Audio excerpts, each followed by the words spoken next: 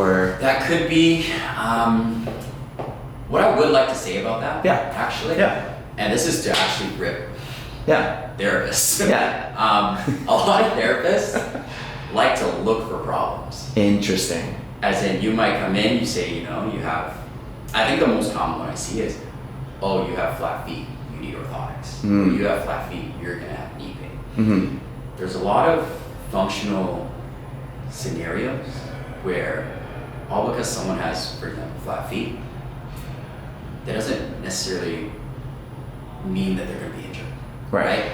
And it's the same thing where a lot of therapists at this point that I've heard of are always almost like projecting injuries onto people, and so that causes them to come back more often. So I'm not sure if it's a sales thing, right? I'm not sure if, maybe they really do believe that, right? And that's totally okay, then you're obviously looking for someone's help.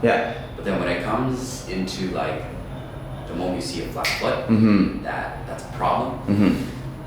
I mean, LeBron James has the most ugly feet like he's probably ever seen. And he's the most, at this point, indestructible athlete we've ever seen. Right? So, of course, I'm saying an anomaly. Of course. But at the same time, like, that's just an example of someone who has a very flat foot. Has no injuries.